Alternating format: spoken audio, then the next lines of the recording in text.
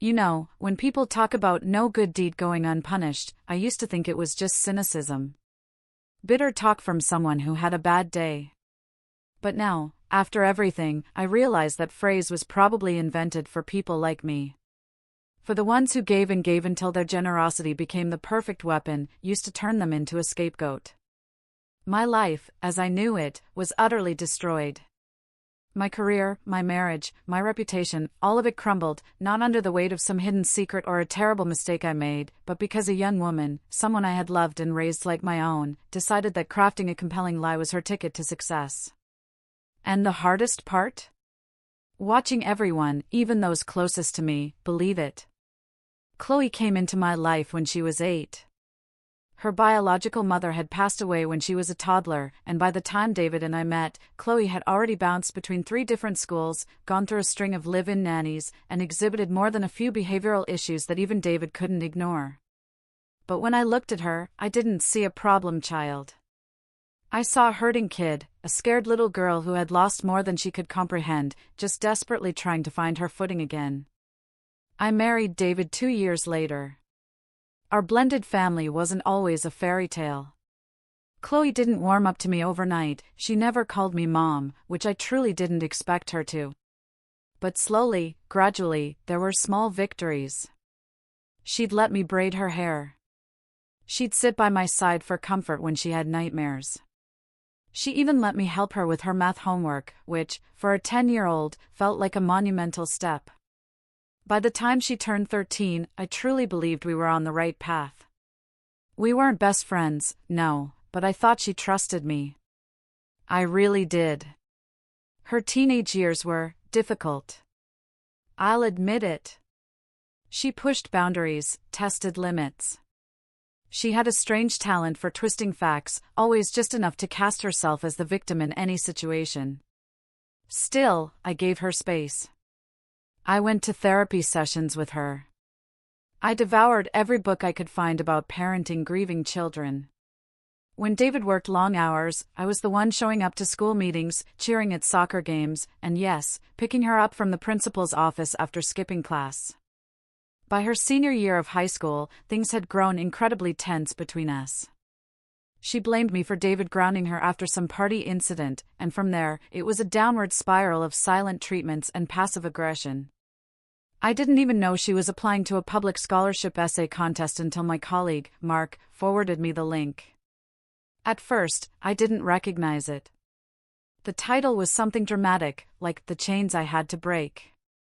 Dramatic, yes, but not unusual for a college application. Then I saw the author's name, Chloe. And then the second line, I survived years under the control of a woman who smiled in public but made me feel like I didn't deserve to exist in private. My breath caught in my throat. I had to read it 3 times. I thought, maybe it's fiction? Maybe she exaggerated for dramatic effect, hoping no one would actually read it? But then came the specifics. She described a home that sounded like a prison, with a stepmother who belittled every achievement, punished her for crying, and even laughed when Chloe said she wanted to study psychology. The air felt heavy, like it had been sucked right out of the room. I felt sick. Before I could even process what to do, what to say, people started reading it. A lot of people. Her essay was selected for a scholarship. The college published it on their official website. It started getting shared everywhere, Twitter threads, Instagram infographics, TikToks with somber piano music playing while someone tearfully narrated parts of her story. Then came the phone calls. Mark called me into his office. He said several parents at the school where I taught had raised concerns. A few days later, Ms. Davies from HR asked me to take a leave of absence while they reviewed the matter. They were spineless. They told me they had to prioritize community image. I tried to defend myself, to explain that none of it was true, that there had to be some misunderstanding. They didn't want to hear it. My reputation plummeted like a house of cards. A few of our mutual friends distanced themselves almost immediately. My own sister, Emily, called, her voice hesitant, asking if there was something I'd never told her. I think that's what truly broke me. The fact that even the people closest to me thought I might be capable of the things Chloe had written. When I finally confronted Chloe, trying to stay calm, just trying to understand, she acted genuinely shocked that I was upset. She said it was her truth, and if I was bothered, maybe I needed to reflect on my actions. Then, she had the audacity to say she hadn't named me, so I shouldn't be taking it personally. Not taking it personally? We lived in Concord, New Hampshire. A small city. She didn't have to name me. Everyone knew who she was talking about. David just stood there. He didn't back her up, but he certainly didn't defend me. He said maybe we both needed to cool off, that it wasn't worth blowing up the family over an essay. 2 weeks later, I moved out. He didn't stop me. I kept waiting for someone, anyone, to ask for my side, to question her story. But they never did. Her narrative was powerful. It hit all the right notes for people to rally behind, a poor girl, mistreated by her evil stepmother, rising above it all. Meanwhile, I was the monster in the margins of her fairy tale, and there was no place left for me in that story. I kept thinking it would pass. Surely, once the initial wave of attention died down, people would move on. Or maybe the school would finish their so-called investigation and realize there was no history of complaints, no proof, no pattern because it never happened. But they didn't need evidence. All they needed was a story that sounded real enough, and a scapegoat who didn't fight back loud enough. I officially lost my job a month later. Ms. Davies gave me a rehearsed apology, saying they decided not to renew my contract for the next school year, which was just a polite way of saying, don't come back. I packed up my things in silence. The classroom I'd decorated for years felt foreign. My name had been ripped off the door, the student art I used to hang with pride already replaced. I went home that day, though home wasn't quite right. Emily had offered me her guest room in Burlington, Vermont, when everything started to unravel. I didn't want to take it, but I didn't have many options. It was humiliating, 38 years old, out of work, living out of 2 suitcases in a room with floral wallpaper and a twin-sized bed. All because of something a girl I once considered my daughter had written to win money. The worst part wasn't even the job, honestly. It was David's silence. If I was the monster in Chloe's story, he became the ghost in mine. He didn't reach out, not once. No call, no message, not even a forwarded email asking if I was okay. He let me go down without so much as a blink. And I knew then that our marriage had been over long before that essay ever got posted online. I kept wondering if she'd feel even an ounce of guilt. I wasn't holding my breath for an apology, but something. A moment of hesitation, perhaps a glance back. But Chloe thrived. She gave interviews, went viral on several platforms. She was hailed as a survivor, a brave voice for silenced kids. I watched her glow on my phone screen while sitting in a room that didn't belong to me anymore. It was almost impressive how polished her lies were. She added new layers to her story every time she told it, claiming I'd threatened to cut her off financially, controlled what she wore, read her texts, even hit her once and told her no one would believe her because I was a teacher. None of it was true. But it didn't matter. People didn't want the truth, they wanted drama, something to rally against. I became that villain for them, easy, faceless, distant. I even hired a lawyer to see if I had any recourse, defamation, maybe. But apparently, since she never used my full name in the essay or directly called me out in any official interviews, it was too slippery. I was warned that suing a college student over a scholarship essay would only make me look worse. The damage was already done. My marriage dissolved quietly. No court battles, no big showdown. We didn't have kids together, so the legal part was fast. Emotionally, though, it took longer than I expected. I kept thinking David would realize what had happened and come find me. I used to believe that maybe he'd read the essay again, this time without the blindfold, and see how none of it made sense. But he never did. I heard through mutual friends that Chloe graduated early, received some kind of student leadership award, and used the money to backpack around Europe for a summer. I should have felt angry.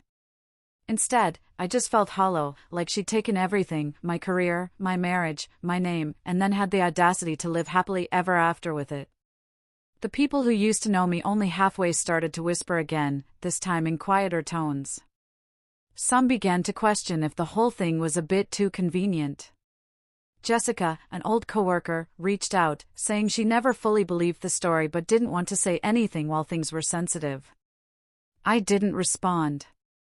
Where were those doubts when they could have helped? The worst was running into Maya, an old student, at the grocery store. She'd been in high school when the essay came out, one of my favorites, quiet, smart, always drawing in the margins of her math tests. She looked at me like I was someone else, said hi with hesitation, unsure if she was supposed to be nice to me or report me. That night, I cried harder than I had in months. Not out of anger, but because I realized how easily someone could take your story and turn it against you, and how easily everyone around you would go along with it. I tried rebuilding my life. Slowly. I started doing freelance tutoring, mostly online, where people couldn't recognize my face.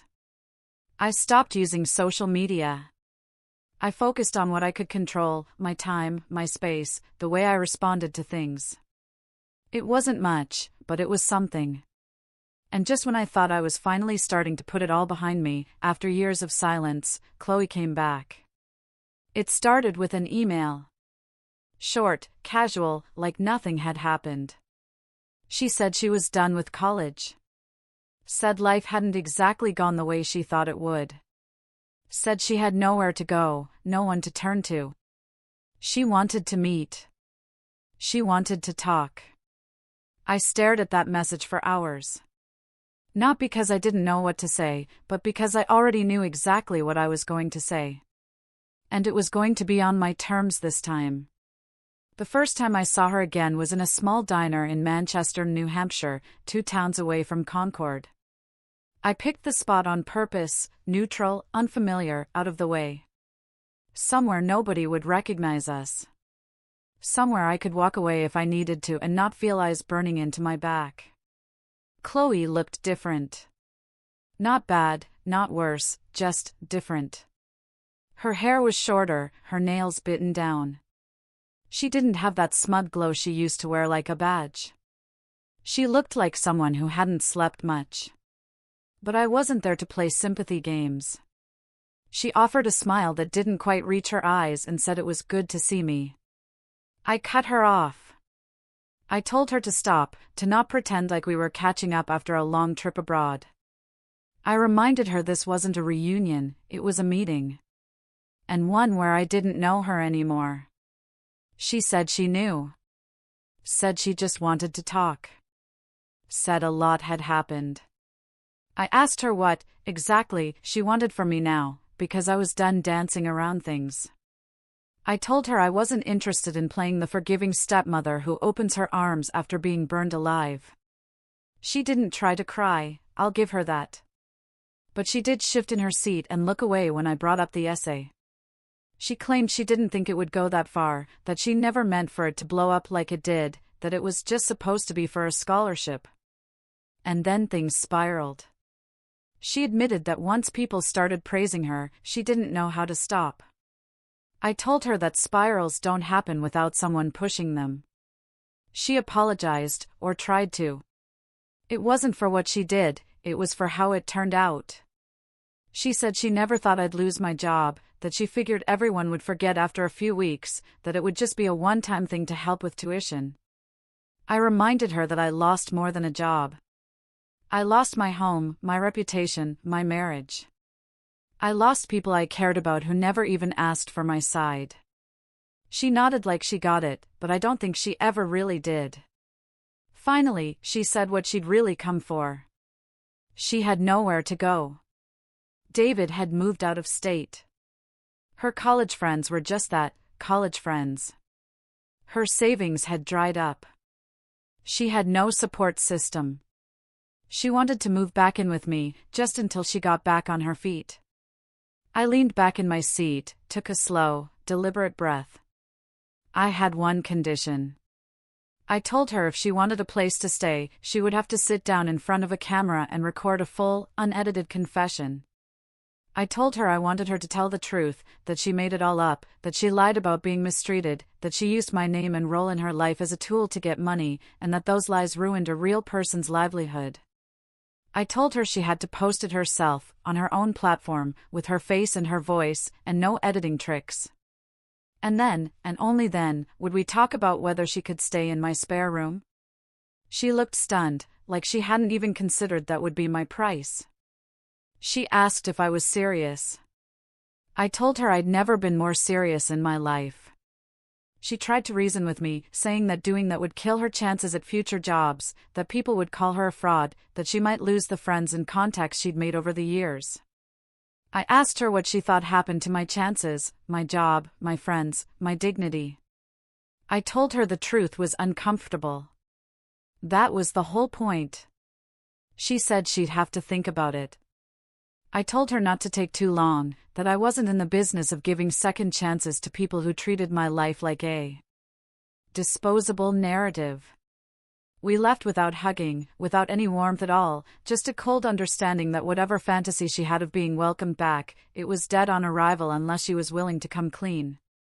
I didn't tell her this, but I wouldn't have let her move in even if she did confess. I didn't want her in my space again. I didn't want her sitting on my couch, eating my food, breathing my air. But I needed her to own what she'd done, publicly. I needed people to see the other side of the story, the one that never got a platform. I didn't think she would do it, though. Back home, in the quiet, rented house in Burlington, one I paid for with freelance tutoring and remote consulting work, I let the silence wrap around me. I had moved here with some investments, building a new life. There was a strange peace to it, not quite victory, not closure, but something. A few days later, she emailed me again. She hadn't done the video. Not yet. But she said she was thinking about it. Said maybe it was time. Yes, she was still blocked on everything else. Email was her only option. Plus, she couldn't unsend it if she changed her mind. I didn't reply. Not yet. I wanted her to stew in it a little longer, to feel the weight of what it truly meant to tell the truth after years of benefiting from a lie. I wondered if she really would do it. I was fine with watching and waiting. I had nothing to lose. It took her 2 weeks. I didn't hear from Chloe during that time. No emails, not even a curious poke on social media. Just silence, which was fine by me. I wasn't sitting around refreshing my inbox or waiting by the phone. I had a life now. Quiet, small, nothing flashy, but it was mine. And I'd built it brick by brick after she tore the old one down. Then one morning, I woke up to a single notification from a burner account I didn't recognize. No followers, no profile picture. The link inside led to a private video titled "The Truth About My College Essay." I clicked it. And there she was. Chloe wasn't wearing makeup. Her hair was pulled back, her eyes rimmed with something that might have been regret, or maybe just exhaustion. The background was blank, probably a hotel wall or a borrowed room. She took a shaky breath and said she wanted to set the record straight. She didn't read from a script. That was the first surprise. She talked directly to the camera, stumbling over her words a few times, but always pushing through. She said she made it all up. She said there was never any mistreatment, that I had never laid a hand on her, never yelled at her, never treated her like anything but family. She admitted the essay was a lie, crafted to win sympathy, attention, and ultimately, money. She said the idea came to her after reading other scholarship essays online and realizing that the most powerful stories were always the ones drenched in pain.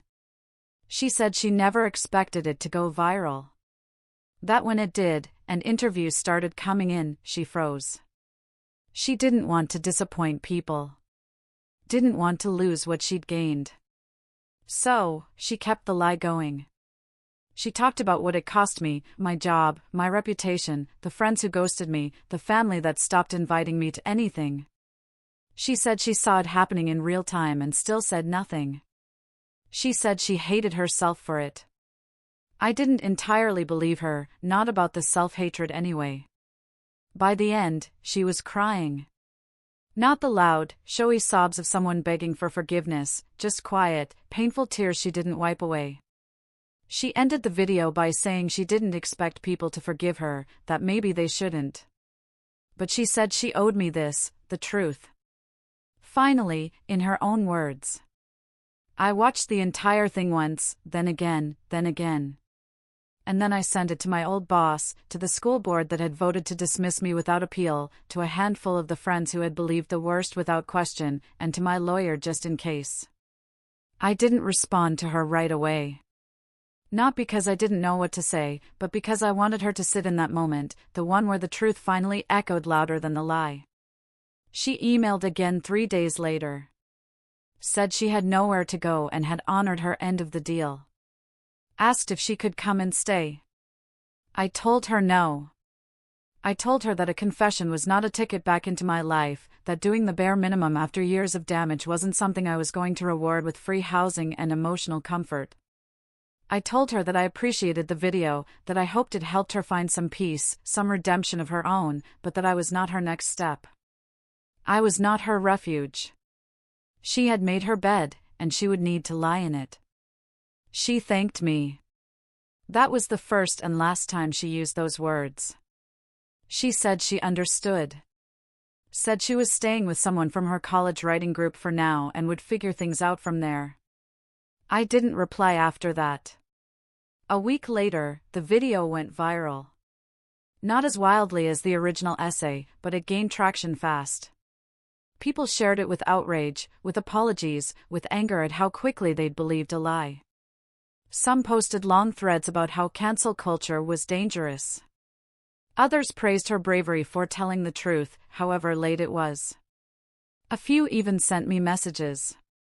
Some were old colleagues, some strangers. Some said they were sorry. Others admitted they didn't know what to believe anymore, but that the video shook something in them. It didn't change the past. My job was still gone. The friends I lost hadn't all come back. But for the first time in a long while, my name wasn't sitting in the dirt. It was out there again. Maybe not polished, but no longer buried. And as for Chloe, I didn't keep tabs. I heard through mutual contacts that the college she graduated from removed the essay from their website and her local interviews were taken down. That she lost a job opportunity. That some of her so-called friends distanced themselves. But she was still standing, still figuring it out. Good. She had time now.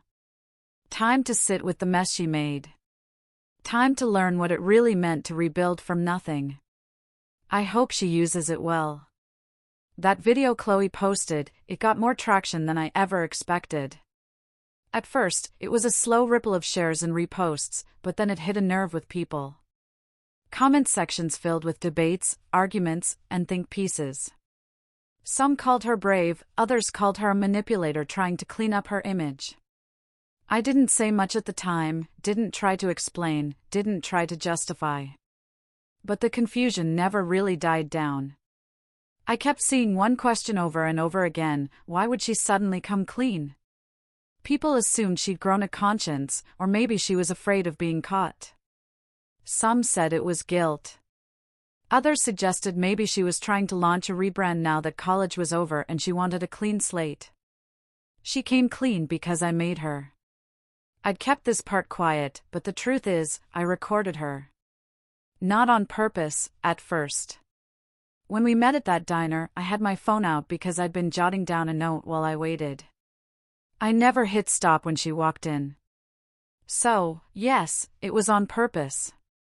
The audio picked up everything: her voice, mine, the clink of her spoon against the coffee cup, her nervous laughter when she admitted that the mistreatment never happened, that she only said it for the essay, that she didn't expect it to spiral, that she never meant for me to lose my job. I Listened to that recording that same night, played it over and over until I memorized her exact words. Then I sent her a message with the file attached. I told her I had no interest in destroying her life, but I wasn't going to sit quietly either. If she wanted even a single ounce of grace from me, she needed to own what she did. It wasn't about revenge. And yes, maybe a part of me wanted people to know I wasn't a monster. Maybe a part of me wanted her to feel the way I felt when people turned their backs without a second thought. But mostly, I wanted her to take responsibility. And she did, because she had no choice. So, yes, I lied about her taking time to think. Now that the truth was out, and people were trying to rewrite their opinions on both of us, I found myself thinking about everything I had kept hidden, not just from others, but from myself, too. For starters, my ex-husband, David. People always asked why he didn't step in, why he didn't defend me, why he let his daughter's lie blow up my entire life without saying a word. The truth is, he barely paid attention, not just to Chloe, but to everything. It felt like we lived separate lives in the same house. I didn't divorce him earlier because I didn't want Chloe to lose her mother again. He never wanted to be a full-time dad, but he loved the image of being one. When Chloe's essay went viral, he said he didn't know what to believe, but it would probably be best for everyone if I didn't escalate things. He claimed he was trying to stay out of the drama for Chloe's sake. For her sake. Not mine. I realized then that his silence wasn't confusion. It was convenience. He didn't want to pick sides, not because he couldn't, but because it would have required effort. And effort wasn't his thing. So, no, he never stood up for me, never made a statement, never tried to correct anything. He watched it all happen from a distance and washed his hands of it. And honestly, I was tired of pretending that surprised me. There were other things, too. Things I didn't share in the beginning because I was afraid. Afraid of how it would look. Afraid that people would twist it into justification for Chloe's lie. Like the fact that she and I never really got along. I tried. I really did. I picked her up from school, packed her lunches, stayed up with her during fevers, helped her practice for school plays. But no matter how much I tried, I was always second to her idea of the perfect absentee parent. And whenever she got mad, she would say cruel things she'd learned from movies or overheard from adults she shouldn't have been around. She once told me I'd never be a real mother because my love didn't count. That was when she was 13. I cried in my room for hours that night, but I never brought it up again. I chalked it up to teenage anger. There were dozens of moments like that. Moments that stung. Moments that built up until I started walking on eggshells without realizing it. And I never told anyone, not even my friends, because I was afraid people would say I didn't love her. That maybe I deserved the essay. But I did love her. In the way someone loves a houseplant they've nurtured for years, even though it never blossoms. You keep watering it, keep hoping, keep telling yourself that maybe next season will be different. So, when she came to that diner, when she looked me in the eye and told me the essay was all a lie, it didn't feel like relief. It felt like the final nail in a very long, painful chapter of my life. And now I was moving forward. I had a job, one I earned on merit without having to explain my past. I had a new circle of friends, quiet, careful people who didn't care about social media or gossip. I slept through the night without waking up to nightmares about hashtags with my name in them. I didn't hate Chloe. Not anymore. But I didn't want her in my life either. Not unless she was willing to do more than just post a video. Not unless she could finally understand that love isn't built on apologies. It's built on action. And maybe someday she'd get there. But until then, I wasn't holding my breath. Given everything that happened, how do you think you would have handled that final confrontation with Chloe?